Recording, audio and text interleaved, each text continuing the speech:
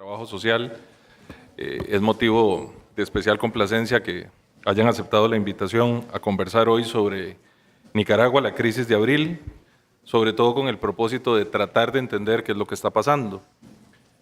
Para comenzar, quiero pedirle a doña Rosa Chan, directora de la Escuela de Trabajo Social, que nos pueda dar unas palabras de inicio. De temas para ampliar el horizonte de análisis estudiantil y la creación de una actitud de reflexión sobre la realidad de América Latina y los antecedentes históricos de los hechos actuales, hemos querido en nuestro programa de foros invitar a un distinguido profesor, sociólogo nicaragüense, el máster Julio Ricardo Argueta, al que agradecemos su presencia, para que nos brinde una versión sobre los acontecimientos que se desarrollan en la vecina Nicaragua. Todos hemos vivido de alguna manera las turbulencias de la política nicaragüense y sus eventos. Nosotros, los de más edad, hemos conocido de siempre inmigrantes nicaragüenses en el exilio, gente honrada, artesanos y trabajadores excelentes.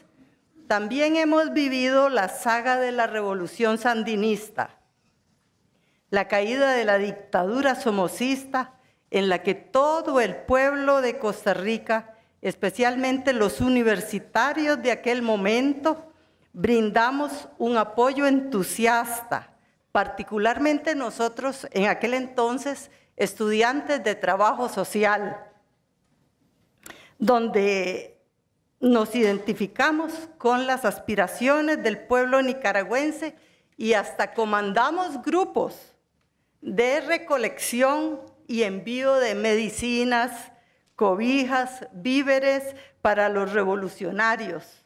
Y nos emocionábamos con los sueños y las cantatas revolucionarias. Posteriormente hemos vivido también el desencanto de una revolución de aspiraciones de cambio, de la cual solo quedan hoy el recuerdo de las sentidas melodías de Mejía Godoy. Con el foro deseamos promover en los estudiantes de la universidad la conciencia crítica y el análisis. La conciencia crítica es algo que se basa en el conocimiento, en la interpretación y en el análisis no ingenuo de la realidad, para distinguir las diferentes versiones, las reales, aquellas que especialmente los trabajadores sociales debemos distinguir y aprender de la inserción, el conocimiento por contacto, de las necesidades y cultura de grupos, de sectores en los que especialmente nos insertamos, y aquella otra versión de la realidad, la que diferentes medios de desinformación nos quieran vender, según las fuerzas e intereses de sus actores y grupos.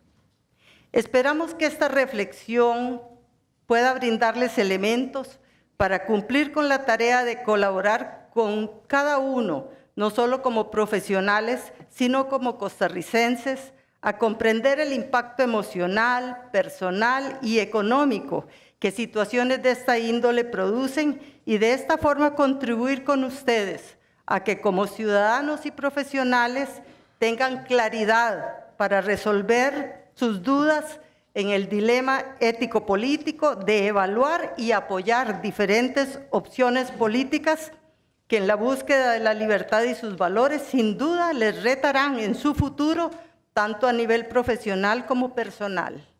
Agradezco una vez más al profesor Rodríguez Bogle por sus gestiones en la organización de este foro y a nuestro invitado su presencia.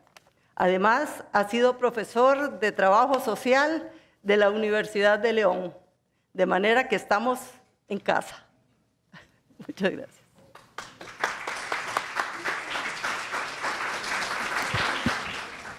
Muchas gracias a doña Rosa. Agradecerle mucho nuevamente a las profesoras y los profesores de Trabajo Social, a las estudiantes y los estudiantes, también algunos colegas de optometría, de posgrado que nos acompañan. Julio está precisamente planteando una investigación de este tema, así que probablemente pocas personas tienen de manera sistematizada y estudiada académicamente con tanta reflexión y cuidado el tema de lo que está ocurriendo en Nicaragua como Julio, con la complejidad de que es un proceso en acción. O sea, estamos todavía en lo que está ocurriendo. Así que, sin más preámbulo, le agradecemos y le damos la bienvenida al máster Julio Argueta.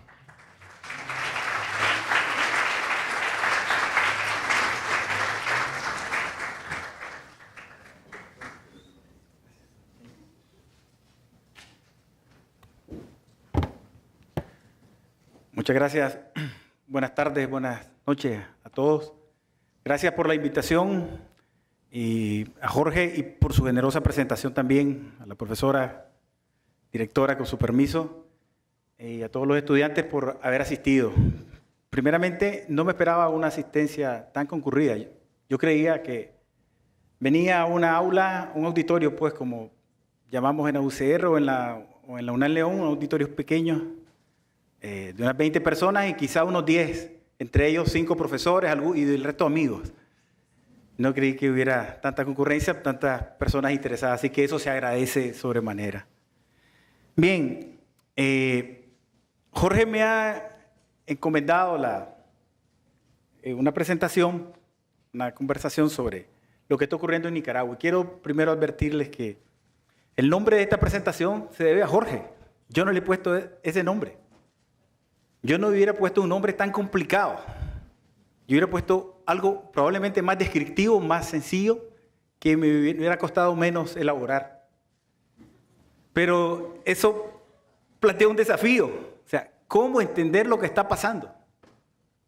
¿Ya? Entonces, no tuve más que tomarlo y agradecerle también a Jorge esa agudeza con la que definió, y el equipo pues, que está alrededor de él definieron el tema de esta presentación. Bien, yo les voy a contar mi versión de lo que probablemente creo que está ocurriendo en Nicaragua. Bien, pero la idea es que desarrollemos en un tiempo prudencial este contenido básico, creo, para entender parte de lo que está ocurriendo en Nicaragua, que pasa por unas premisas fundamentales en las cuales creo que no sería posible pasar a los siguientes subtemas, hablar de los ciertos antecedentes históricos, la perspectiva teórico-conceptual que he adoptado y que ustedes deben de conocer para que puedan entender desde qué perspectiva estoy explicando yo lo que creo que está sucediendo, ciertos extravíos que explican que deben entender qué es lo que ocurre en el FCLN, el partido de gobierno, ¿verdad? Y los detonantes del estallido, más los actores, la protesta, la represión, las variables que están girando en el entorno, los escenarios probables y aventurarme y aproximarme a algunas conclusiones preliminares del avance que hasta ahora pues, he tenido sobre el análisis del entorno, que es lo más complicado. Bien, premisas para entender lo que ocurre. He traído 4 premisas que creo que son fundamentales para explicar un poco la situación de Nicaragua. Lo primero es que históricamente en Nicaragua presenta periodos convulsivos recurrentes, ¿ya? Y sobre todo conflictos de alta intensidad, conflictos de vieja data, multidimensionales, conflictos que se van acumulando con el tiempo y que tienen una patología pues, estructural, multidimensional, que todo sistema puede tener. Todo sistema tiene conflictos, todo sistema tiene contradicciones. Pero lo que no puede ser sostenible es que un sistema tenga tantas contradicciones, tan recurrentes y a menudo tan intensas, con salidas violentas, sobre todo. Entonces, entender Nicaragua pasa por entender esa secuencia histórica de conflictos que históricamente se nos han presentado y que obviamente son un obstáculo para la construcción de una sociedad, de una nación, de un país en el que se puedan juntar las dimensiones fundamentales de la vida humana, pues, la dimensión política, la dimensión económica, la dimensión social. Amalgamar eso ha sido un desafío en Nicaragua. No se han podido juntar al menos dos de manera positiva de estas dimensiones, ya sea la política, con la social o la económica. La segunda premisa parte de que sobre algunas décadas, un par de décadas atrás, es decir, en las últimas 2 décadas, en los últimos 20 años, hay una sucesión de acontecimientos, una sucesión, podríamos decir, más o menos dialéctica, de tensiones, conflictos y contradicciones que se han presentado de 2 formas manifiestas, uno y otro de forma latente, y que progresivamente se han acumulado a lo largo de estos años, muy a pesar del proceso de reflujo en que los movimientos sociales y los partidos políticos, los actores sociales, han presentado en los últimos años en Nicaragua. Eso ha ido como que funciona en el magma político, ¿no? Subterráneo, las tensiones que se van acumulando. Y estas últimas han sido más recurrentes y son de mayor interés analizar. La tercera premisa refiere a una serie de hechos, una serie de medidas, acciones de gobierno, omisiones también, acciones y omisiones, que hicieron de una protesta común, de una protesta simple, una protesta más, de una protesta regular, pues como puede haber en cualquier sistema como la que ha ocurrido muchas veces también en Nicaragua, hicieron que esa protesta regular se convirtiera pues, en una acción contenciosa de gran envergadura. La acumulación de errores, pues, lo que veo ahí es que esa acumulación de errores gubernamentales fueron un cultivo para el escalamiento súbito que llevó al estallido sociopolítico que no se tiene memoria registral.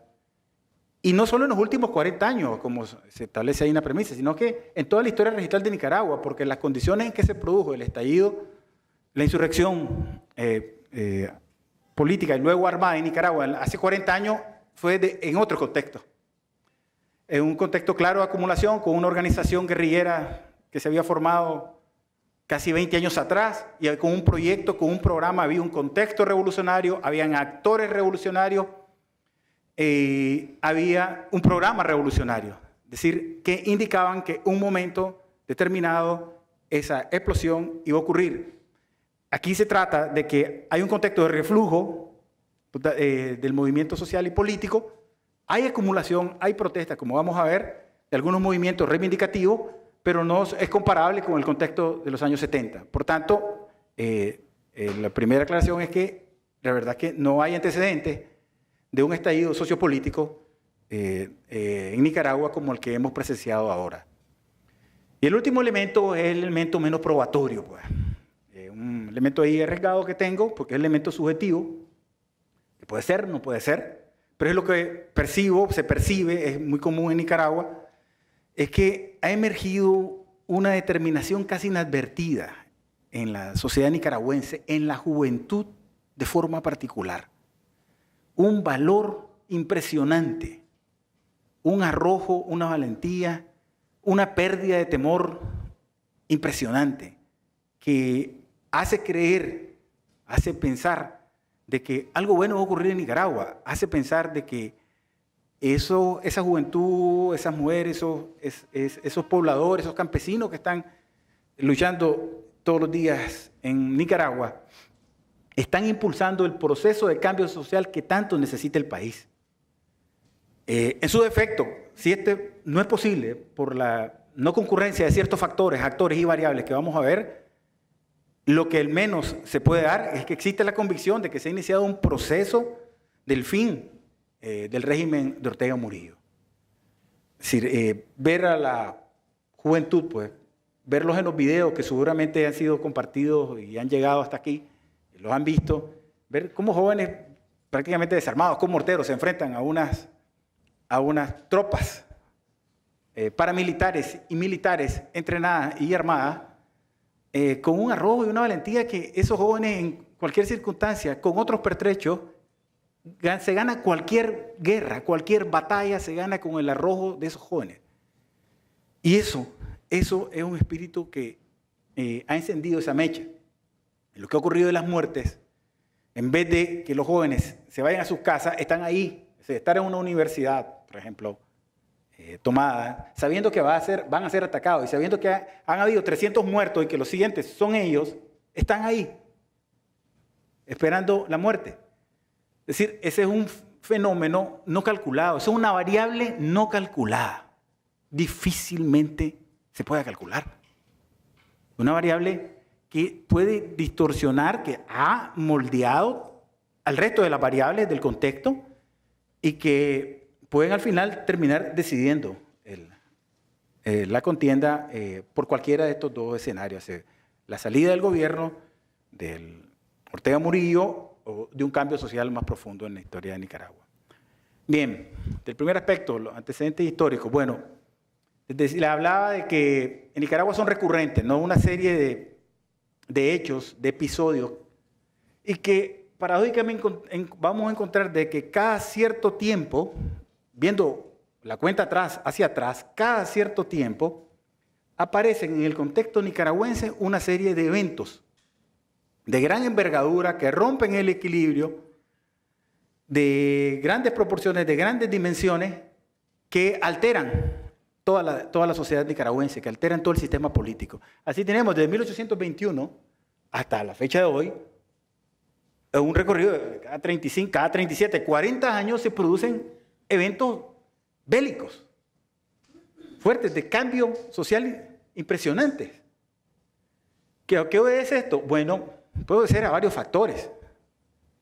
Aquí tenemos, bueno, esta es una precesión de la visión, del planteamiento de Heródoto sobre la historia y los cambios cíclicos que se producen, que cada cierto periodo de tiempo se producen cambios en la sociedad. Pues, tiene que ver con la teoría de la generación también, generacional, que cada 50 años, 40, se produce un cambio generacional porque los jóvenes de los 90 fueron influenciados por los de los 60 y así sucesivamente, pero ya la cuarta, quinta generación, la influencia que reciben es mucho menor.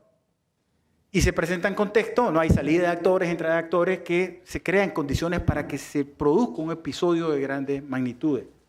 Pero sobre todo, cuando hay de forma recurrente una serie de factores estructurales, culturales, conflictos y contradicciones que de forma permanente, casi constante, se presentan en el sistema.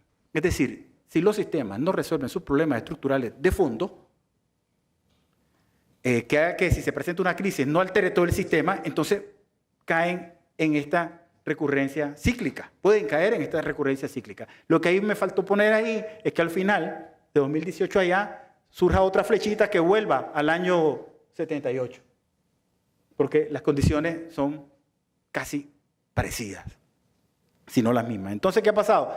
En la historia de Nicaragua, 10 guerras hemos tenido durante todo este periodo, al menos 10 guerras. 10 guerras, no hemos peleado con todo el mundo en Nicaragua. Guerras entre timbucos y calandracas, se le llamaban liberales y legitimistas, conservadores, producto de golpes de Estado, guerras personales, guerras de liberación, guerras antiimperialistas, guerras de todos los tipos hemos tenido durante 10 guerras durante, menos de 200 años de vida republicana. Casi 200 años de vida republicana, o sea, que cada 20 años, un acontecimiento bélico. Eso no lo puede soportar cualquier país, es insostenible. ¿Cuándo fue la última guerra de Costa Rica? En 1949, y se acabó la historia. 60 y pico de años de paz sostenida. Pero bueno, cuando en Nicaragua no teníamos con quién pelear, íbamos a hacer la guerra al resto de Centroamérica. Es decir, aburríamos, necesitábamos pelear, por ejemplo, una guerra en 1907, que no está ahí, 1907, la guerra entre Nicaragua, El Salvador y Honduras, porque el gobierno hondureño de Bonilla acusaba al dictador Somoza de que lo quería derrocar. Y entonces mandó unas tropas, a Zelaya, estaba Zelaya en el poder, de que lo quería derrocar. Lo de Somoza fue después, con Costa Rica, que lo quería derrocar. Entonces Zelaya mandó las tropas y se dio la famosa batalla de Namasihue, en la que tenemos un héroe nacional, Ramón Montoya, un niño de 14 años, peleando en esa guerra, murió en esa batalla en Honduras, en Choluteca. Entonces, y Nicaragua le ganó la guerra a los dos, para Honduras y El Salvador. Bueno, y en 1955, igual no teníamos con quién pelear, Somoza García quiso derrocar a Pepe Figueres en el intento de invasión en 1955 que se hizo estaba Calderón Calderón, ¿cómo se llama el hospital? Calderón, doctor Calderón Guardia. Estaba al lado ahí de Somoza queriendo derrocar a Pepe Figueres y vino Somoza, le prestó tropas y se juntaron unos personajes muy particulares en Latinoamérica. Se juntó Pérez Jiménez, el dictador venezolano, junto con Leónidas Trujillo de Dominicana y también Castillo Armas, que acababa de derrocar a Jacobo Arbenz en Guatemala, junto con Artacio Somoza, prestaron tropas para invadir Costa Rica y derrocar a Pepe Figueres. Pepe Figueres ya había abolido el ejército.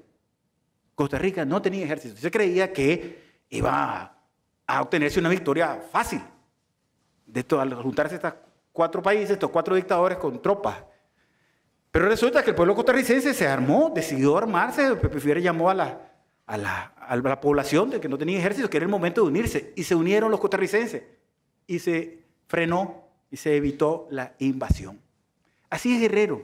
Ha sido ese pueblo del que vengo.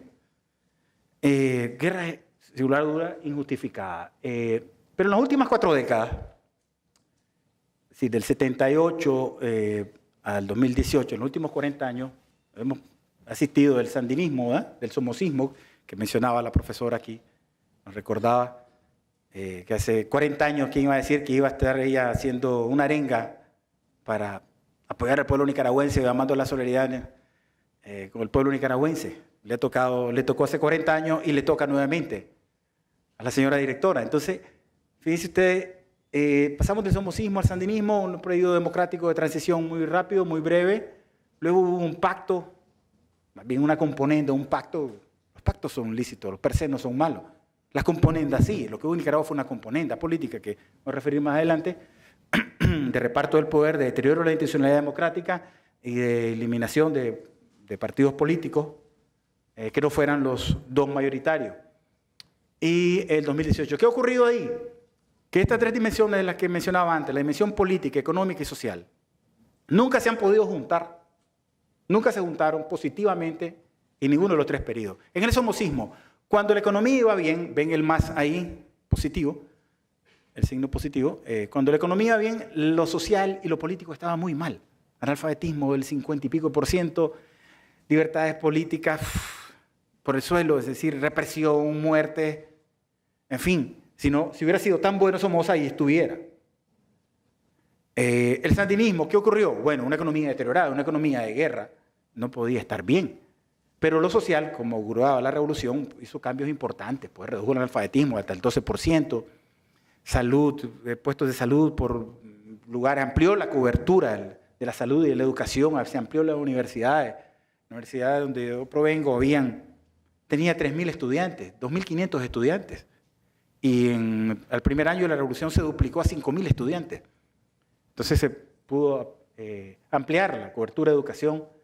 Se mejoró lo social, pero rápidamente se deterioró también porque la guerra era insostenible, pues no se podía sostener lo social, los servicios públicos. Y lo político más o menos porque como era un sistema autoritario, con un fuerte sesgo autoritario, había represión, había censura. Si bien se facilitó la participación de la sociedad civil, había sobre todo preferencias para aquellas organizaciones que eran afín al gobierno, al proyecto revolucionario, y no se favoreció a las que eran contrarias al proyecto revolucionario, y esas recibieron represión. Entonces, lo político en sentido no fue positivo por completo, sí tiene un más menos porque, como veremos adelante, al final la revolución sentó las bases para la transición democrática, en el año 90. La democracia fue saldo positivo o negativo en economía, igual economía de posguerra, lo social negativo, las políticas neoliberales de reajuste estructural, desempleo y demás, pero sí de libertades irrestrictas como nunca antes en la historia de Nicaragua. Jamás habíamos tenido tantas libertades como el periodo de Violeta Chamorro. Luego el Pacto Ortega-Alemán en el año 2000, la economía se mejoró, se fue paulatinamente mejorando, fíjense que a partir de entonces tiene saldo positivo, lo social más o menos, porque han tenido que ver con las políticas sociales ya propias de los gobiernos, con los tipos de sistemas tributarios que tienen, sistemas tributarios regresivos, en vez de progresivos, excesos salariales, es decir, grandes desigualdades salariales, de acumulación de riqueza y demás. Eso no ha hecho que lo social se mejore. Y lo político se mantiene el positivo negativo en el periodo alemán, porque el pacto redujo sustantivamente la participación de otras fuerzas que no fueran las dos mayoritarias, limitó, restringió el sistema electoral, las cuotas se repartían, los curules se repartían entre, finalmente, los residuos electorales entre las dos fuerzas mayoritarias. En fin, debilitó la institucionalidad de la democracia, la división de poderes, y llegamos hasta el periodo Ortega, que inicia en 2007, punto suspensivo porque no sabemos cuándo termina, ¿no? Y con un deterioro que ustedes ya han escuchado sobre la situación política en Nicaragua. Bien, esta es la perspectiva teórica que utilizo para entender qué es lo que pasa en Nicaragua. Mire, tiene que ver con el planteamiento gramsciano sobre el análisis de coyuntura, también con el planteamiento de Pierre Vilar, el historiador francés, muy conocedor de la historia de España, que tienen una serie de postulados sobre cómo analizar los contextos, analizar la realidad. El marxismo también lo hace, pero quien lo desarrolla es Gramsci, Pierre Vilar, básicamente. Aquí planteo, en resumen, lo que yo creo que entiendo que debe ser el análisis de coyuntura.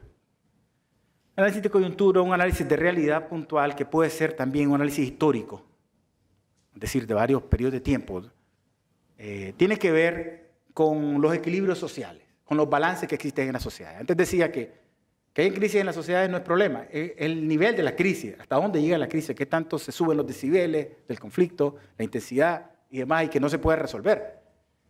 Entonces, parte que existe un equilibrio relativo, todas las sociedades vivimos un equilibrio relativo, más o menos, económico, social y político, que ese equilibrio,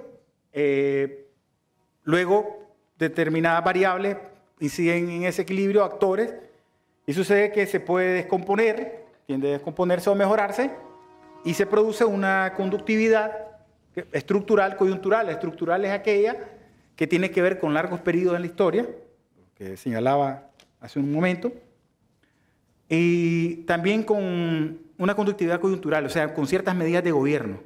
Ciertas medidas de gobierno, acciones, omisiones, puede ser una sentencia, puede ser una ley, un discurso que acumulan atención, genera un acontecimiento precipitante y puede desencadenar una acción social. Una protesta social, una acción contenciosa, más que una protesta, o una acción más bélica, incluso. Esa conductividad estructural puede ocurrir de forma manifiesta y latente. Es decir, los cambios sociales, los conflictos y contradicciones ocurren de estas dos maneras, manifiesta y latentemente. En las sociedades democráticas, los conflictos suelen ser más manifiestos. En la sociedad democrática, donde hay libertades irrestrictas, por ejemplo, la gente no tiene temor de salir a la calle a protestar, de decir a los políticos lo que no quieren oír, y protestar de diversas maneras, de forma pacífica. Entonces suelen ser manifiestas. Aunque siempre hay, por muy democráticos que sean, hay una acumulación de tensiones latentes, es decir, lo que la gente no quiere decir, lo que comenta en el comedor de la universidad, en el bus, en fin. Y en los sistemas donde hay represión, están cortadas las libertades políticas y demás, la acumulación de tensiones suele ser latente, ¿sí? Está por debajo del subsuelo. Raúl Sivecci, un analista latinoamericano de izquierda, plantea justamente la acumulación de tensiones latentes, que son el reflejo, cuando brotan justamente de los periodos de reflujo de los sistemas sociales. Entonces son como el magma político que está ahí debajo, que se va acumulando y que luego, según determinados contextos, episodios, medidas, sentencias que decía, acontecimiento precipitante, conductividad estructural, emergen a la escena pública. Y también son mediatos e inmediatos. O sea, hay un efecto de mecha lenta y un efecto de mecha larga, ¿sí? Mecha larga o mecha corta. Los mediatos son de mecha lenta, mecha larga, es decir, que ocurre un largo periodo de tiempo, la acumulación de tensiones por años. La desigualdad que se va acumulando por años, los bajos salarios que se van acumulando. Y la inmediata son las medidas estas de gobierno que producen el acontecimiento precipitante, ¿no? Puede ser la muerte de alguien también. En Nicaragua ocurrió, con Pedro Joaquín Chamorro, pero ya había un contexto insurreccional cuando ocurrió esto, ¿ya? El asesinato de Pedro Joaquín Chamorro generó una movilización impresionante, que aceleró los planes insurreccionales, que ya estaban previstos, ¿no? Entonces, eso genera un desequilibrio en el sistema. Ese equilibrio cambia la correlación de fuerza opositora, oponente, y vamos a ver que hay tres tipos, básicamente, los oponentes, proponentes y los indiferentes. Y también hay un cambio en las variables del entorno, variables políticas, económicas, sociales, ¿ya? Que siempre están presentes en las dimensiones estas que les refería, dimensión política, económica y social, y que dependiendo de la fuerza, del grado de certidumbre que éstas tengan o incertidumbre, pueden incidir junto con las fuerzas, los actores, en los escenarios que se presentan en la sociedad, escenarios de salida. Esos escenarios diversos, planes A, B, C, ¿no? Tienen efectos. Cada uno tiene sus costos, beneficios y costos. Hay una relación de costo-beneficio ahí que generan finalmente un nuevo equilibrio, un poco la teoría de los sistemas, ¿no? Que hay, porque la teoría funcionalista de cómo funcionan los sistemas, ¿no? El sistema parsoniano está ahí también, que tiene que ver, por cuanto si algo ocurre mal en el sistema, muy seguramente el resto de las piezas empiezan a funcionar mal. Si desgasta el reloj, una de las piezas, se retrasan los segundos, los minutos, pues lo mismo sucede con las sociedades, lo mismo sucede con el cuerpo humano, ¿no? Funciona mal el hígado, empieza a funcionar mal todo. Entonces funciona mal lo político, muy seguramente lo económico va a ir mal, de alguna manera, o lo social, o al revés. Eso pasa y entonces pues, se producen esos desequilibrios. Pero bien, aplicado eso a Nicaragua, por supuesto. Ahora, esto no necesariamente es así, porque un análisis de coyuntura no se rompe el equilibrio relativo. Puede cambiar, ojo, eso, repito, aplicado a Nicaragua en los contextos donde se rompe el equilibrio. Porque muchas veces se hacen análisis de coyuntura que no rompen el equilibrio relativo. Solo se analizan las fuerzas o las variables del entorno y ya está. Y evita probablemente que se rompa el equilibrio o evita que se produzca una movilización, una protesta, etc. ¿Cómo se mostraba Nicaragua antes? Porque parte del asombro es, ¿pero qué pasó en Nicaragua si todo estaba bien y de repente de un día para otro estalla? Bueno, el asunto es cómo se mostraba, qué es lo que se vendía de Nicaragua.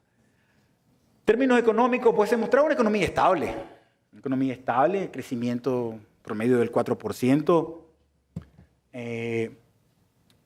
Estos son datos del Banco Central, la mayoría de ellos, como ven, he agarrado datos oficiales de Nicaragua. Inflación controlable, manejable, de promedio del 5% en todo el periodo de Ortega. En crecimiento de las exportaciones del 12%.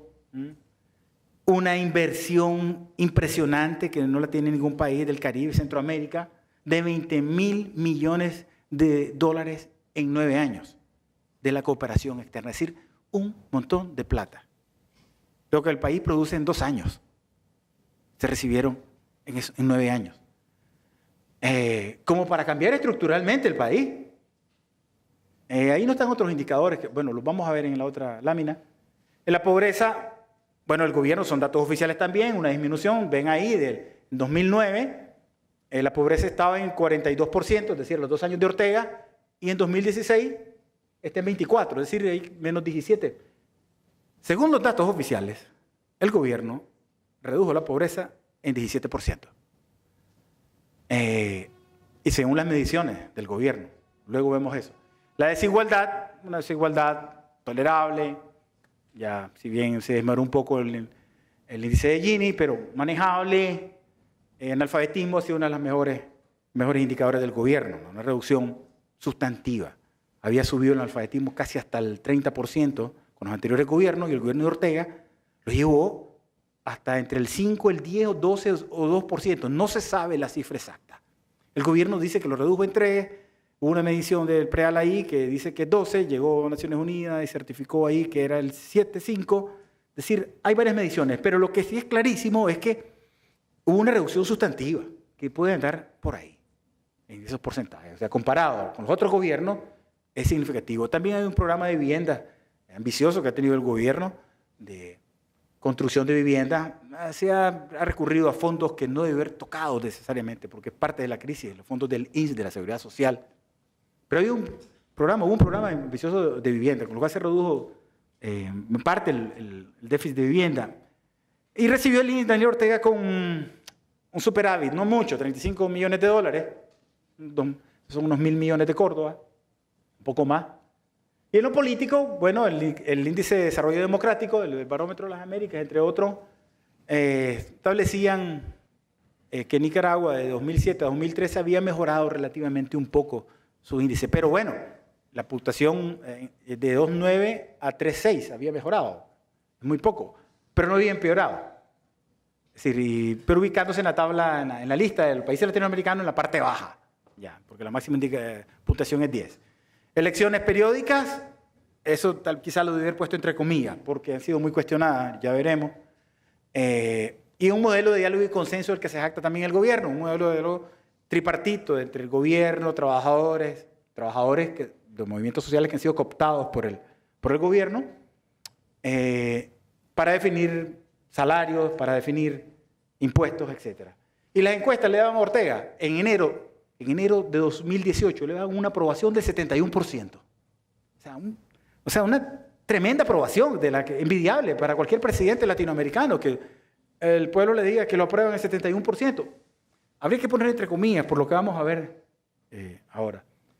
Pero bueno, ¿cómo estaba realmente Nicaragua? Porque si Nicaragua estaba así, no pudo haber explotado de la forma en que se ha manifestado ahora. Lo que nos dicen otros datos es lo siguiente. Económicamente, lo que había en Nicaragua y hay en Nicaragua hasta ahora es pluralismo económico, pero no democracia económica. Es decir, pluralismo económico en el que cualquiera puede hacer una empresa, en el que cualquiera tiene la libertad de decidir sobre sus bienes y propiedades, poner un negocio. Pero la democracia económica implica no solo tener esa posibilidad, sino que los que tienen menos recursos tengan mayores posibilidades de hacer negocios, de crear negocios, de tener propiedades. Pero el pluralismo económico lo que facilita es el crecimiento y la acumulación de la riqueza para los grandes empresarios, que son los que tienen la facilidad. Entonces en Nicaragua se hizo un pacto corporativo entre el gobierno de Ortega y los grandes empresarios. Un pacto corporativo que podrán ver ahí, en el que han gozado de exenciones discrecionales, fiscales, exoneraciones, facilidades aduaneras, que no tienen los pequeños y medianos productores y empresarios, emprendedores. Le ha permitido incidir en muchísimas leyes como en ningún otro gobierno, de los criticados como neoliberales. Jamás han incidido tanto los empresarios, los grandes empresarios de Nicaragua, en un gobierno que se autollama de izquierda, tanto como lo han hecho ahora. Y tiene incluso puestos en el gobierno, 40 y pico de personeros de la empresa privada, de la gran empresa privada, tienen asientos en comisiones, en ministerios, en juntas de directivas de entes autónomos y deciden sobre políticas públicas. Bueno, ese lo tomé de un autor costarricense. Spalding es un autor costarricense que ha analizado, estudiado, tiene un artículo publicado en el Anuario de Estudios Sociales de la UCR sobre lo que pasa en Nicaragua en materia económica. En materia social, la pobreza, claro, es lo que les decía hace un momento. La pobreza ha bajado 17 puntos porque los indicadores para medirla no han variado desde 1993. En Nicaragua, la línea de pobreza está establecida en $1.7 diarios, es decir, en unos $50, $51 mensuales. Es decir, que no son pobres aquellos que ganan o tienen un ingreso por encima de $51. Eso sería pobre un montón de gente.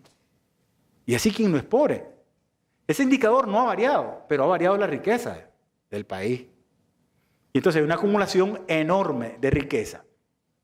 Que el concepto que se tiene de la pobreza es que se mide no en relación al aumento de la riqueza, sino a una condición o una definición que se hizo hace 20 y tantos años. Y como vemos, la desigualdad normalmente ha crecido. El 20%, el primer quintil de la población nicaragüense tiene el 40% del ingreso. Y el último quintil es el quintil más pobre, solo tiene el 7 puntos, no llega al 8% del ingreso. Y de los multimillonarios que existen en Nicaragua y en Centroamérica, o sea, Nicaragua tiene más multimillonarios que Costa Rica. ¿Cómo se puede entender eso? Es decir, una desigualdad en 2000, como ven ahí en 2014, el dato que tengo. Bueno, no tengo datos de 2014 y 2013.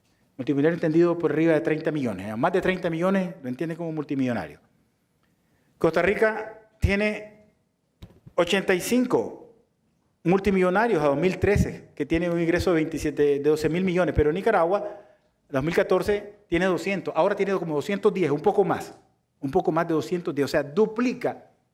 Cuando Costa Rica tiene un Producto Interno Bruto de 60 mil millones de dólares anuales y un ingreso per cápita de 5 mil, 6 mil dólares anuales.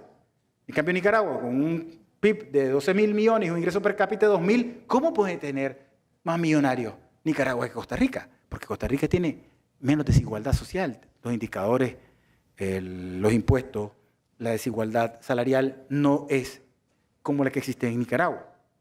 Y en términos políticos, bueno, el déficit, regresándome rápidamente, ven ahí el déficit, el superávit que tenía el INSS en lo social de 35 millones. Pues resulta, porque parte de la crisis empezó ahí, con lo del INSS, con la seguridad social.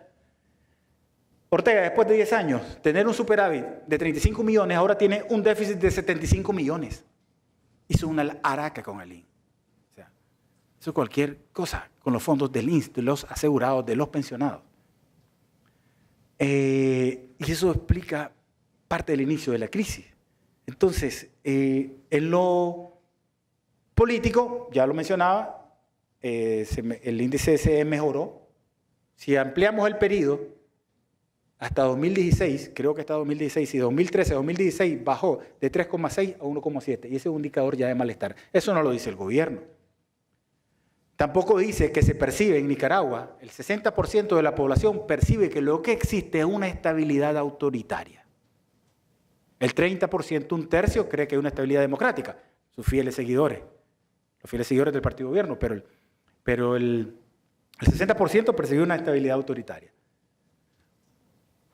Estas son las fuerzas previas de oposición, de la oposición que existían. Esta es parte del contexto mediato. El contexto mediato es que habían partidos políticos como el MRS, que es acusado por estar detrás de las protestas, financiando la protesta social y política, junto con la ALN, que luego se convirtió en PLI.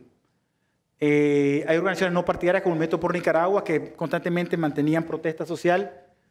Nuevos movimientos sociales como el feminista, la diversidad sexual, ambientalista y el movimiento campesino también. Pero ¿qué ha pasado? Ortega ha dado un golpe a la institucionalidad del país.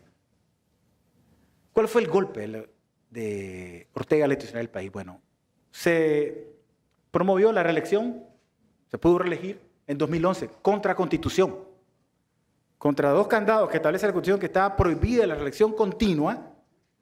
Buscó los votos en la Asamblea Nacional para reformar la Constitución, no los encontró, se fue a la Corte Suprema de Justicia donde tenían los votos porque había puesto los magistrados por el pacto y ahí obtuvo una sentencia que le permitía la reelección.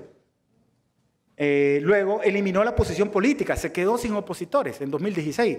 O sea, es como que venga Carlos Alvarado y previo a una elección elimina la oposición y se quede con su bancada de 12 diputados que tiene en el Parlamento y elimina a todos los demás. Eliminó la oposición bajo cualquier argucia jurídica. Y finalmente, el nepotismo. O sea, puso a su adorada esposa de presidenta, de vicepresidenta, sucesora, lo cual demuestra ya, estamos hablando de una sucesión dinástica, no de una dictadura. No. Los dictadores, menciónenme un dictador que haya puesto su esposa en Centroamérica de presidente, ninguno. No hay evidencia. En Latinoamérica no existe. Se ha relacionado con el caso de Argentina, pero no. Porque el caso de Perón, con Isabel Perón, es diferente al de Nicaragua. Isabel Perón venían de España exiliados y estaban en oposición. Se presentaron a la elección, se inscribieron bajo las reglas que existían en Argentina y ganaron la elección. Y fue presidente y vicepresidente del patrimonio. Al año murió Perón y al año siguiente derrocaron a la Isabel Perón, la oposición. Esa es la historia. Pero ellos estaban en oposición. No, estos acomodaron las leyes. Hicieron como una camisa. Uno busca un sastre, no, que le haga una camisa, un pantalón. Hicieron la ley para que la señora fuera la vicepresidenta de la República. Eso es todo penoso, vergonzoso. Pero ¿cómo se explica lo que pasa en Nicaragua también? Todavía no digo lo que pasa. Lo que pasa, creo que lo saben mejor que yo. Yo no tengo Facebook, no tengo... Así que mi acceso es limitado a toda esa información. Más que el WhatsApp. Entonces, ustedes me podrán contar mejor lo que sucede. Yo quiero explicar más bien una perspectiva que pueda darnos cuenta de qué ocurre, cómo se explica lo que ocurre en Nicaragua. Y eso pasa por entender al FSLN. ¿Qué le ha pasado al FSLN? Bueno, los extravíos que explican al FSLN, digo extravíos en términos alegóricos, pues, por decir algo ahí. Pero no, son desviaciones, las desviaciones del FSLN que pueden explicar la situación actual. La primera es el extravío ético. De ser una organización con cimientos revolucionarios que fueron absolutamente necesarios para derrocar a Somoza, el FSLN se vio tentado una vez llegar al poder. El estilo de vida de los dirigentes una vez en los años 80. El asunto ético que se puso a prueba con la pérdida del gobierno en el año 90, cuando ganó Violeta Barrios de Chamorro. Los abusos de propiedades, los traspasos de propiedades que hubieron ahí, más la corrupción galopante, obscena y abierta, marcan un distanciamiento claro, una inobservancia de la honestidad administrativa que el programa histórico del FSLN establecía en su punto 5, que en 1969 había suscrito. Eso lo marcan al FSLN. También lo marcan, bueno, muchos autores, Ibechi, Oscar René Vargas, plantean de que la ética se pone a prueba no cuando uno no tiene ningún problema. La ética justamente se pone a prueba, su referente, cuando uno tiene que perder algo, cuando tiene que sacrificar algo, ahí se pone a prueba la ética. Pero cuando no tiene nada que perder, cuando no hay nada en juego, no se pone a prueba. Uno puede tener una retórica ética, una demagogia ética. El asunto es ponerse a prueba. El sandinismo se puso a prueba en los 90 de entregar al gobierno. Y ahí mostró una parte oscura. Muchos de ellos mostraron una parte oscura, una parte mala. Oscar René Vargas dice que la base ahora que ha rodeado al Frente Sandinista de su militancia está constituida por un sinnúmero, una parte, aclaro, de su militancia constituida por mucho oportunismo político, de personas que esperan algo a cambio, ¿ya? Que saben que todo lo que está ahí, que están robando, que hay corrupción, entonces que necesitan algo a cambio. Otro de los extravíos es el extravío reflexivo crítico. El FSLN ha tenido dos decisiones importantes, en 1994 y 1995. Toda la mayoría de la militancia intelectual y dirigentes históricos se le fueron, bueno, sobre todo primero la élite intelectual del FSLN, producto de las contradicciones, la estrategia para llegar al poder, cómo retornar el poder, volver más democrático el partido. Se entraron a discusiones, unas enconadas discusiones que terminaron en decisión. Y dos grandes golpes hubieron, 1994 y 2005, con la candidatura de Gerty Levite y el MRS, que decía que es el partido que está siendo acusado por el gobierno de estar detrás de la protesta. ¿Qué ha pasado? Que no hay discusión crítica a lo interno del partido. Lo que hay ahí se confunden éxitos coyunturales con estratégicos y se ha sustituido el debate, el análisis teórico, práctico de la realidad por demagogia política, por una retórica política. Y eso es grave para un partido. No decirle al jefe lo que está pasando y decirle lo que quiero oír es grave. Tenía un profesor que decía que la sumisión es la traición organizada. Cuando se someten la gente y no advierten lo que puede ocurrir, esa es la peor de las traiciones. Y eso es lo que ha ocurrido ahí. Sus militantes no le han dicho, sus líderes no le han dicho a sus superiores lo que está pasando, lo que ha pasado. Entonces se acabó la crítica. Los extravíos ideológicos. El FSLN diseñó un programa de gobierno que se alejó cada vez más de la izquierda. Igual se distanció del programa histórico del FSLN. Estableció componentes políticas, dizque para volver al gobierno. Pero, ¿qué ha ocurrido en Nicaragua? Un sincretismo religioso político. La Nicaragua cristiana, eso solo es comparable, pero no para nada, porque el otro lo convirtió. Constantino convirtió a Roma al cristianismo, al imperio al cristianismo. sea, Daniel quiere tener esas aspiraciones de convertir a Nicaragua al cristianismo. No, es una manipulación religiosa, buscando legitimidad a partir de la creencia religiosa. Se alejó del laicismo del Estado, penalizó el aborto terapéutico, es decir, el FSLN ha renunciado a ser un partido de izquierda. Y eso es algo grave que ha ocurrido en el FSLN y le ha ocurrido también a Nicaragua, porque se ha perdido un referente. El extravío histórico, el FSLN pasó de tener un fuerte cimiento sandinista a pasar a tener una fundamentación orteguista. Es decir, se ha experimentado una manipulación de los símbolos del sandinismo. Ortega ha promovido una lealtad malentendida, una lealtad en su militancia que sigue aferrada, una parte de ella, a la nostalgia de lo que fue la revolución y lo que fueron las luchas revolucionarias. Y que sus cantos, como muy mencionaba muy bien la profesora aquí, los cantos y recordar esa epopeya. Entonces, esa disciplina la ha manipulado muy bien. Ha confundido, pues, se ha transitado el apego a principios y a causas con el apego no solo a organización, sino que a caudillos. Y el fundamento, pues, que les decía que se ha transitado, pues se ha erosionado el fundamento histórico del FSLN, pasando progresiva y subrepticiamente del sandinismo al orteguismo. Para esto ha sido clave, pues, el juego de imágenes que ha realizado. Y una recurrente, pues, retórica antiimperialista y una demagogia de izquierda revolucionaria. El de extravío institucional es una consecuencia de los anteriores extravíos. Yo sostengo que el FSLN nunca llegó a ser propiamente un partido político. Jamás. El FSLN nunca ha dejado de ser una organización política militar. Esa ha sido su esencia, esa ha sido su naturaleza. Si queremos comprenderlo, entonces tenemos que buscar las explicaciones de su naturaleza, en su esencia, que es de la organización política militar. Y cuando intentó transformarse en partido político, en un proceso ahí que intentaron, o sea, miraron que era mejor por los intereses que perseguían, mutar a lo peor, que es convertirse en una organización política paramilitar, con una razón social de partido político de fachada. Y discurso de izquierda, ya, retórica de izquierda.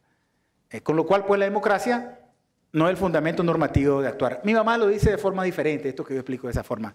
Mi mamá me dice, pero es como darle el poder a Ortega, darle la democracia a Ortega, confiar en la democracia a Ortega, es como que le confíen la leche a los gatos. ¿Cómo le va a confiar la leche a los gatos? Pues le confía el queso a los ratones. Sí o sí. Eso es lo que ha pasado. Entonces, paradójicamente, sí viene el asunto. Tenía un más o menos la cuestión democrática del FSLN en los 80. ¿Por qué? Para Sergio Ramírez, su libro Adiós muchachos, señala que sin proponerse el FSLN dejó un legado en Nicaragua y fue el legado democrático. Si bien no era esencialmente democrático, pero sí al final las elecciones, una nueva constitución política en 1987 y la transición pacífica y democrática en el año 90, el adelanto de las elecciones, sentaron las bases de la democracia. Eso solo fue posible por haber derrocado la dictadura y por haber realizado un proceso de institucionalización en los años 80. No fue lo que se propuso, pero fue al final lo que consiguió. Lo que yo le agrego es que justamente también es el mayor contrasentido de lo que ha ocurrido, porque ha sido el mismo FSLN, el que legó los cimientos de la democracia, ha sido el FSLN el que se ha encargado de arrebatar lo que ya había legado, ¿ya? De reivindicar para sí mismo lo que había dado. De arrebatarlo y ahora sepultar con su actitud la herencia democrática. De momento. Los detonantes del estallido, ustedes se los conocen mejor que yo. Ocurrido, nomás se menciona la crisis de Lins, una medida antipopular del gobierno que sostengo que no era tan draconiana. Si es cierto, se afectaba el factor de cálculo de las pensiones, solo se aumentaba la cotización de los trabajadores en 0.25. Los trabajadores pagamos allá 6%. Yo me imaginaba que iba a ser del 10%. Y yo creo que, esto no lo graben, por favor, creo que debe ser del 10%. ¿ya? Pero con otra administración y con otros recursos mejor destinados para salud. Pero resultó que de 6.25, o sea, 0.25 aumentó. Pero le puso un impuesto a la pensión, decían los jubilados, que es muy poca la pensión, ya le puso un impuesto. Ya le puso un gravamen ahí, que era igual para la salud, se decía, pero que si ya les afectaba el bolsillo, quitarle más plata era un problema. Entonces la gente se levantó, le tocaron el bolsillo. Pero antes, hay algo que no se menciona, es que el gobierno intentó controlar las redes sociales. O sea, ¿hasta dónde ha llegado el control? El intento de control, que solo anunció que iba a controlar las redes sociales porque se estaba desuniendo la familia. Está desuniendo la familia. Claro, los jóvenes mandaban mensajes. ¿Qué pasó con eso? Generó una reacción impresionante en Nicaragua en marzo, cuando el gobierno anunció que iba a consultar, estaba hablando de la posibilidad de controlar las redes sociales. Eso, reacciones, pero los mensajes en el WhatsApp increíblemente se volvieron virales en contra del gobierno de todos lados, de la gente de su mismo partido. No lo podían creer que podían controlar las redes sociales. Eso generó todo un ambiente. Ya, fíjense, rapidísimo. En marzo, el ambiente, luego vino la quema de indio maíz, una reserva en Nicaragua, que es el pulmón de Centroamérica, que por cierto Costa Rica ofreció bomberos para ir a sofocar el incendio. El gobierno de Costa Rica, de Nicaragua, rechazó los bomberos costarricenses. Se paró, dirán casi que por suerte, cayó una lluvia, a la semana cayó una lluvia y terminó por apagar el incendio, un torrencial aguacero al final, pero una ineficacia en la atención de ese incendio. Y ve el aumento de la represión letal, una represión letal. Y en vez de que la gente se volviera a sus casas, se protestó más. Lo que tienen aquí son los actores del contexto, ¿verdad? Que están enfrentados ahora. Los que ven aquí, la jerarquía, todo esto es lo que se llama la sociedad civil, los campesinos, la jerarquía católica que está detrás, es mediadora, pero que está empujando, como nunca antes en la historia también de Nicaragua, y pocas evidencias existen de una actitud tan militante y comprometida de la Iglesia Católica. La Iglesia Católica ha salvado vidas. De estar en los templos, ha salido a las calles a salvar vidas. Y la Iglesia Evangélica, de andar en las calles buscando almas, para salvar almas, que andan a las 12 del día, a cualquier hora del día le tocan la puerta a uno, buscando almas perdidas, ahora está en sus templos, la Iglesia Evangélica, decidiendo no meterse. Aunque una parte sí está legitimando el gobierno, otra está en las calles. Lo que pasa es que uno tiene una estructura, ¿no?, como la católica, jerárquica, única, es muy difusa, entonces está por varias partes. Entonces lo ven ahí en la mitad de la... Y la izquierda confundida, la izquierda latinoamericana, sí hay todavía, sí lo hay, pero la organizada está respaldando a Ortega. Y aquí planteaba Sivechi hace poco un problema ético. Aquí no se trata de una diferencia política. Aquí en Nicaragua no hay diferencia política, como vamos a ver en la siguiente imagen sobre el entorno. Hay una diferencia más allá de la política. Entonces, está ahí queriendo apoyar una parte del gobierno hasta ahora, hasta hace unos días se acaba Mujica de pronunciar, lamentándose de que tenía que pronunciarse en contra de Ortega, que era la hora de salir. Y yo creo que está llegando mi hora de salida también aquí. Ya Jorge nos levantó la mano. La protesta se ha desarrollado de esta forma, un preámbulo antecedente, ustedes lo conocen. Ha escalado de forma progresiva hasta lo que llaman ahí plantones, marcha, autogestión comunitaria. Eso que viene de autogestión comunitaria es que cuando han estado las barricadas y no entran los vehículos, los proveedores de pan, leche, la gente se organizó para que no le faltara el abastecimiento a la población. Eso es lo que ven ahí como autogestión comunitaria. De ahí los otros son entendibles. Hay autodefensa armada en los mercados. Al haber indefensión, la policía está en sus cuarteles. Lo que sucedió sencillamente es que los dueños del establecimiento se armaron para defenderse de los vándalos que estaban ahí. Y la represión se ha desarrollado de esta manera. Igual ha escalado. Y lo que hay es un terrorismo de Estado. Ustedes revisan cualquier artículo, libro, que define lo que es el terrorismo de Estado y van a encontrar justamente todas estas manifestaciones. Tortura, saqueo, ejecuciones extrajudiciales, autoataques porque ha perdido legitimidad, se han autoatacado para después echarle la culpa a la oposición, Infiltraciones en los tranques para legitimar la protesta, se infiltran en los tranques y ponen a su gente y cobran a los transportistas. Entonces están cobrando y quieren legitimar la protesta. Patrullaje intimidatorio, en fin, profanación de templos. No sé si vieron esas imágenes, cómo profanaron ya los templos católicos. La criminalización, han sacado unas leyes ahí ahora que va a ser prohibido protestar, 20 años de cárcel, de 10 a 20 años de cárcel por protestar, y todos los que andan organizando la protesta, y están en una represión selectiva. Ese es de manual lo que está ocurriendo en Nicaragua. Ahora están uno a uno, buscando, sacando de sus casas líderes, a jóvenes, a pobladores que han andado en las protestas sociales. Y todo, como decía, se aceleró con la represión letal. Este es un recuento de los muertos que han habido, varias versiones. La de la CID, miren, la de la CID ahí, está cortada al 12 de junio, 212 muertos. Cuando la CID decía en 12 de junio, 212 muertos, el gobierno en su Comisión de la Verdad decía 194 víctimas y la Asociación Nicaragüense por Derechos Humanos 285. Es decir, más de 100 muertos mensuales reconoce el gobierno. En 3 meses llevamos 300, casi 400 tenemos ya. En Nicaragua ya tenemos los muertos que suceden en el año, ya los tenemos. Esta es la versión hasta el día 10 de julio. Ahí tienen la del 2.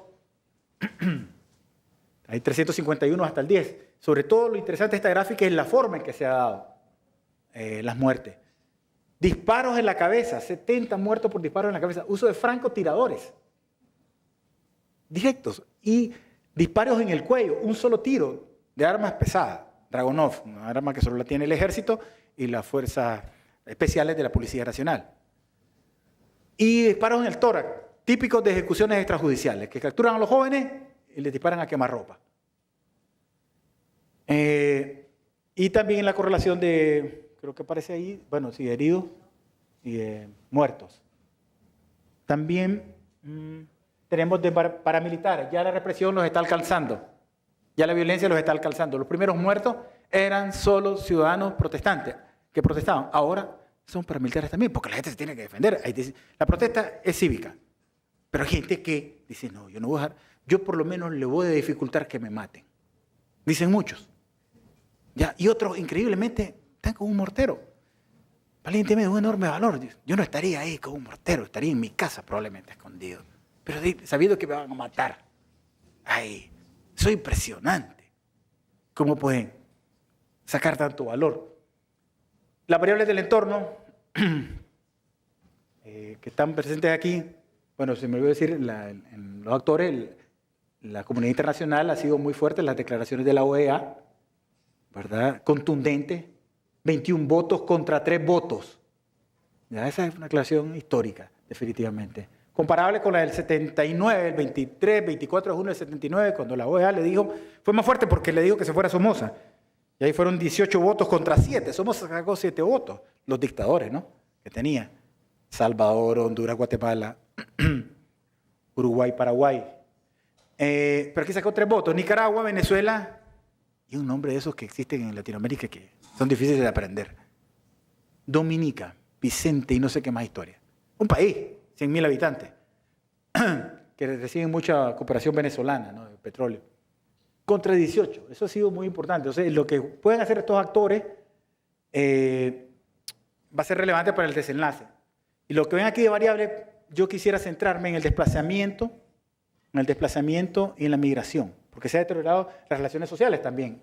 Y decía que lo que está pasando en Nicaragua no es una simple diferencia política entre la gente. Oye, se han deteriorado las relaciones de amistades y familiares, los que están en uno y otro lado. En Nicaragua no hay una diferencia política. Ahí se está o a favor de la matanza o en contra de la matanza. No una diferencia política que se quiere trivializar. No, es un asunto serio.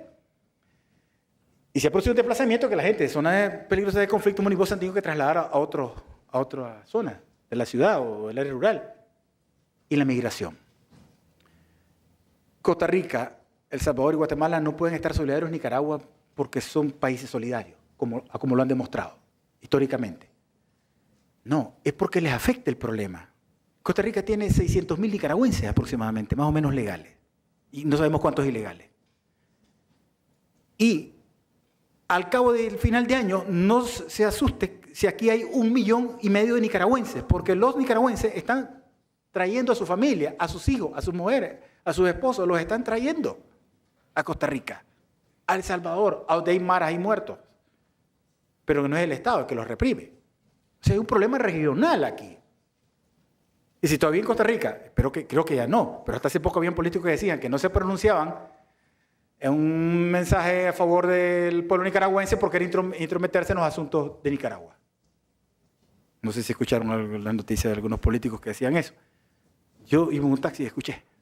Pero, oye, es que afecta. Bueno, muy bien, los expresidentes costarricenses, hay que tomar medidas en el asunto. ¿Por qué? Porque afecta a Costa Rica, va a afectar a El Salvador, a Guatemala. Igual en Panamá hay 150,000 migrantes. Y en Guatemala también. O sea, hay una crisis migratoria regional. Y encima, si se tienen gobiernos que no saben administrar la migración, es decir, en vez de verla como un problema, puede ser una oportunidad. Porque está viniendo gente joven que puede trabajar. Y hay que gerenciar, administrar eso. Es lo que se llamaría el bono demográfico, ¿no? Que ustedes estudian en sus clases de trabajo social y de sociología. Es decir, ahí hay una masa de gente que se puede administrar. Y un gobierno que no sepa administrar eso y lo ve un problema. Entonces hay una crisis regional severa. Entonces no solo por solidaridad, es que hay que atenderlo. Finalmente, el entorno, el análisis que he llegado hasta ahora es que hay unas variables complicadas que son cuellos de botella. La protesta puede entrar ahora en un proceso de reflujo, de agotamiento, porque lleva 3 meses, casi con 400 muertos. El diálogo está estancado. El diálogo no es diálogo.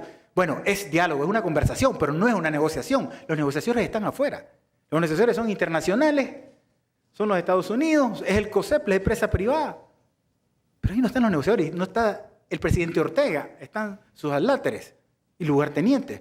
Pero eso llevan después el planteamiento al presidente para ver si decide algo. Pero ahí no están, en esa mesa no se está negociando y ese es un problema, un cuello de botella que hay que resolver.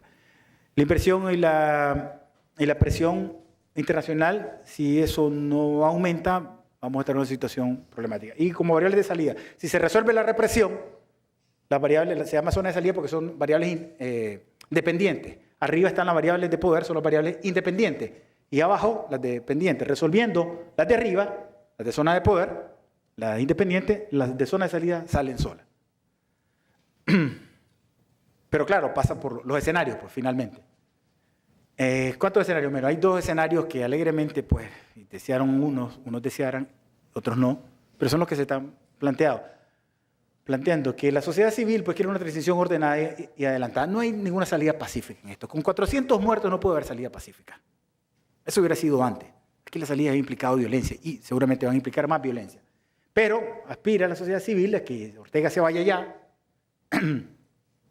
y que haya un gobierno transitorio, adelanto de elecciones a marzo y cambios constitucionales profundos. Todo lo contrario, el gobierno está apostando a mantenerse en el poder hasta 2021, hacer elecciones con las mismas reglas del juego y seguir en el gobierno. O sea, son 2 escenarios encontrados, los 2 complicados.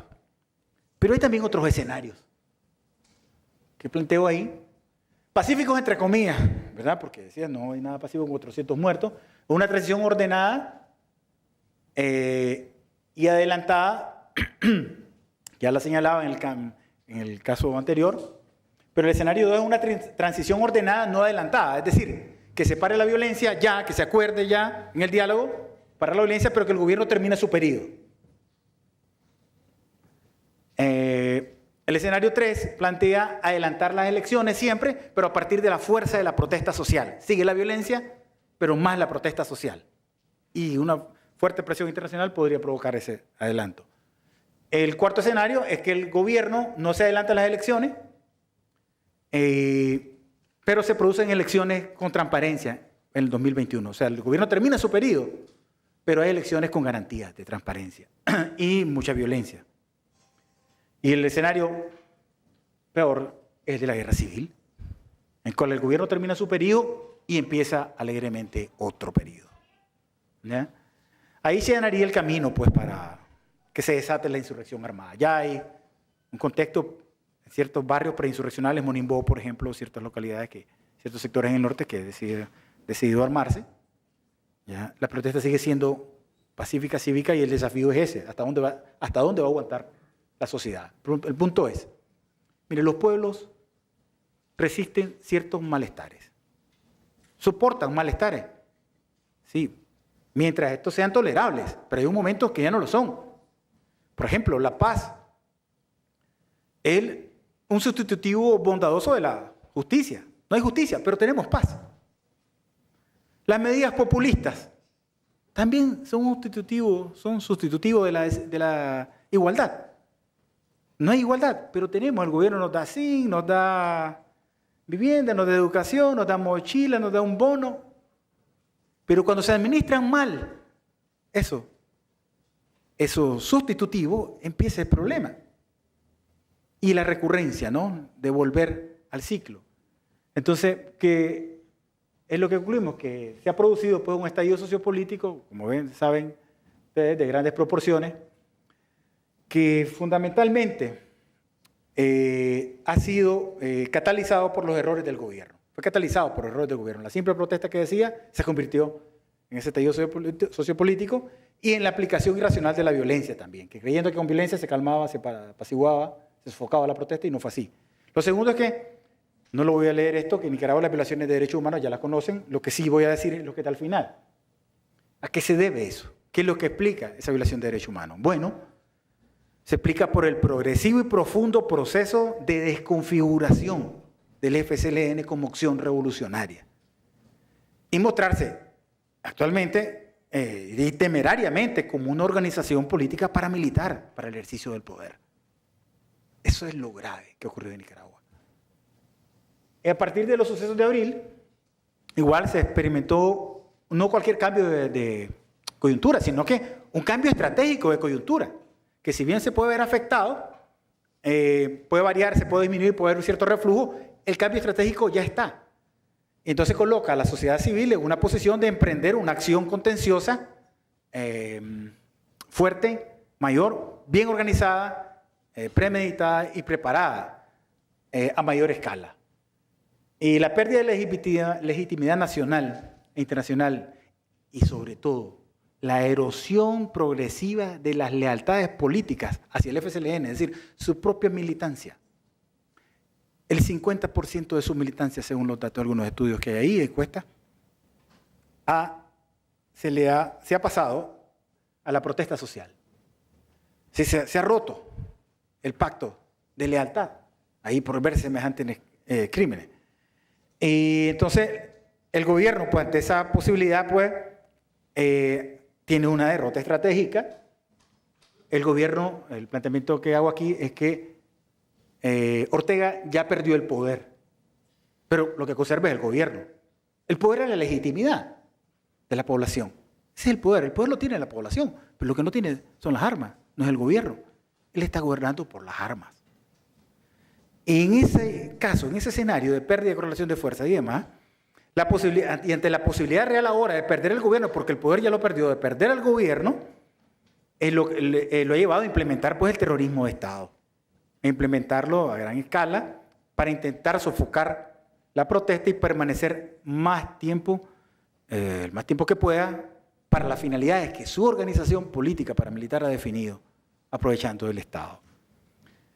Y finalmente no es final todavía, la posibilidad de un cambio de gobierno, de transformaciones importantes están abiertas, porque se ha abierto una nueva etapa en la lucha social nicaragüense, de que cambie. Eso va a depender de varias cosas, de la revitalización y la innovación de la protesta cívica. La protesta no puede caer en el escenario de la violencia, se puede provocar, el gobierno la está provocando, porque además está buscando la amnistía. La amnistía no la tiene en la mesa de diálogo, la amnistía solo la puede conseguir en la calle, matando gente y matando a los propios, como está haciendo, presentando gente que se le ha pasado la protesta, los presenta como sandinistas y entonces ahora busca la amnistía, que no tiene. Entonces necesita un empate, cambiar la correlación de fuerza, perversamente, para conseguir amnistía. Y entonces si la protesta se vuelve violenta, esa posibilidad se puede abrir. Entonces, el cambio profundo se puede dar si, solo si creo, se puede revitalizar la innovación de la protesta y la acción contenciosa pacífica. Un repertorio de acciones que hay ahí para impulsarlo. Y se da la eficacia del diálogo, se vuelve eficaz porque no lo es, como decía, y un aumento de la presión internacional. Finalmente, la existencia de variables del entorno de alto grado de incertidumbre son muy inciertas. Las variables que hay, que les presenté, no permiten hacer una ponderación aproximada de la probabilidad de que se puedan materializar. O sea, es especulación, decir de que va a pasar un escenario del otro. ¿Por qué? Porque hay negociaciones que no sabemos. No sabemos lo que McCarthy vino a hablar con Ortega, llegó a hablar con Ortega. Ni lo que habló el embajador Carlos Trujillo de la OEA. Son cosas que solo ellos las saben. Eso es entrar en el terreno de la especulación. Sí podemos decir una cosa, que esos no vinieron a hacer lobby, a figureo. Esos no vinieron de balde, no que vienen de balde. Algo hay, eso es seguro. ¿Ya? Después del embajador de la Unión de Estados Unidos ante la OEA, no puede venir, solo tiene falta que venga el secretario de Estado. La persona de más alto nivel ha venido. Entonces puede que se especule que hay una fecha de salida aquí, pero que Ortega está haciendo pagar a la población el mayor costo posible, es decir, la mayor cantidad de muertos. Es decir, el escenario 3, que es con lo que concluimos, pues que la existencia pues, de esas variables hacen casi muy difícil advertir lo que va a pasar. Pero se puede llegar a un punto de no retorno. Si se pasa del escenario 3, es decir, que no hay adelanto de elecciones, aunque sea con violencia, la guerra civil es un asunto adelantado. Los desafíos que va a tener las nuevas autoridades, el nuevo gobierno, el mismo Ortega, van a ser estos. Están ahí, que ustedes pueden ver, los daños a la economía, el consenso de la autoridad para diseñar y ejecutar un plan de transición, los focos de violencia que pueden prevalecer y delincuencia común, los daños al tejido social, la capacidad de resiliencia del tejido social. ¿Va a haber justicia y reparación de daños a las víctimas de violencia? Eso va a ser un asunto. Ya con un nuevo gobierno, con nuevas autoridades sí, pero con los actuales no puede ser. Queda abierta la posibilidad de la justicia internacional también, de abrir juicios internacionales contra Ortega. La recomposición de las fuerzas policiales y militares, la obediencia castrense y policial a la autoridad civil, y sobre todo al final, el último punto, el tipo de alcance de la reforma y los alcances del replanteamiento que deben haber con el COSEP y la Iglesia. Aquí va a haber, después de que pase esto, va a haber un desentendimiento del COSEP. Después del pacto corporativo, aquí deben haber un sistema tributario progresivo, que el que gane más pague más impuestos, no es lo que sucede ahora, y ahí va a haber un divorcio con el COSEP. Y con la Iglesia también, porque hay que despenalizar el aborto terapéutico, y eso va a ser un problema. Y finalmente, necesitamos que hayan partidos políticos en Nicaragua, necesitamos un nuevo Frente Sandinista.